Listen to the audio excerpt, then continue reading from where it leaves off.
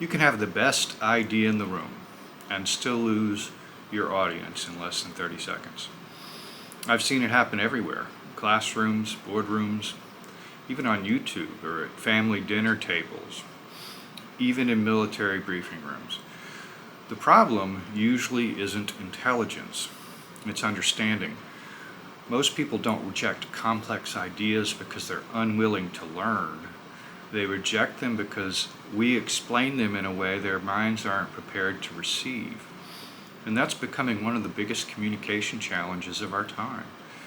If we can't explain entrepreneurship to children, or investing to teenagers, artificial intelligence to everyday people, or humanity's future in space to those who've never thought about it, then we don't simply have a communication problem. We have a leadership problem. Welcome back. I'm Paul. I'm a former military briefer, communication coach, and someone who's spent much of my career helping people communicate clearly when the stakes are high. This is the second video in my series on communicating complex ideas to less experienced audiences. Last time we talked about why this matters. Today we're going to talk about how. By the end of the video, you'll have a simple 4-step framework you can use to explain almost any difficult idea without talking down to people or losing them halfway through. Here's the mistake intelligent people make. We explain from our experience instead of theirs. We begin with vocabulary they don't know. We assume connections they've never made. We pile on details because we think more information creates more understanding. It doesn't. It creates overload. Communication isn't about transferring information. It's about transferring understanding. Those are two very different things. Understanding happens when a new idea connects to something the listener already knows. If there isn't a bridge, there won't be understanding. Whenever I'm explaining something difficult, I use what I call the bridge protocol. 4 simple steps. Step 1, find their map. Before you explain anything, find out where they're starting. What experiences do they already have? What do they already understand? What language do they naturally speak? Every person already has a mental map. Your job isn't to replace it, it's to start there. Once you know where they are, build one bridge. This is step 2. I call it building one bridge. Not 5, 1. A single analogy, a simple story, a visual comparison. The strong communicators don't overwhelm people with examples. They choose one example that carries the entire idea. Step 3 is walk the bridge together. Don't lecture, guide. Ask questions. Invite predictions. Let them discover part of the answer. People remember discoveries far longer than explanations. When someone participates in building an idea, they begin to own it. Now, step 4 is let them teach it. This is the step almost everyone skips. Ask them to explain it back, not word for word, in their own language. Because the moment someone can teach an idea, it stops being your idea. It becomes theirs. That's when real understanding begins. Let me show you what I mean. Imagine you're trying to explain entrepreneurship to an 11-year-old. Most adults start here. Business, profit, taxes, or investors, or LLCs.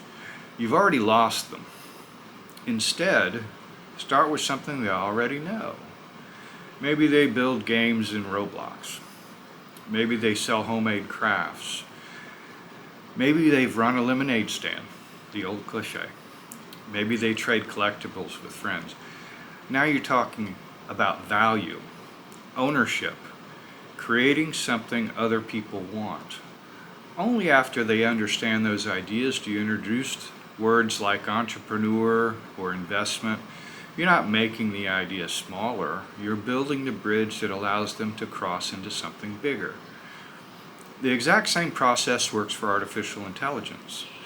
Investing, leadership, finance, climate science, even Elon Musk's vision of becoming a multi-planetary civilization. Those ideas aren't beyond someone's understanding. They simply require the right bridge. Now, why does this matter? This is something my wife and I think about constantly. We're building a program that helps young people prepare for a future that's arriving much faster than most schools can adapt.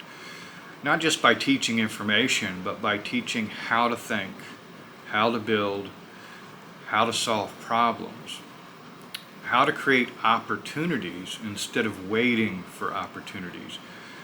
Because the careers of our children will have, many of them don't even exist yet. If we're going to prepare them for that future, we have to become better communicators first.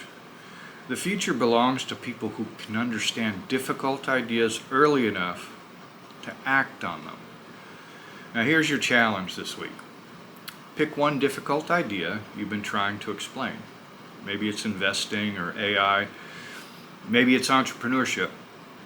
Or maybe it's space exploration. Before you explain it, ask yourself 4 questions. What's their map? What's their bridge? How can we walk it together? And how will I know they've truly understood it? Try it.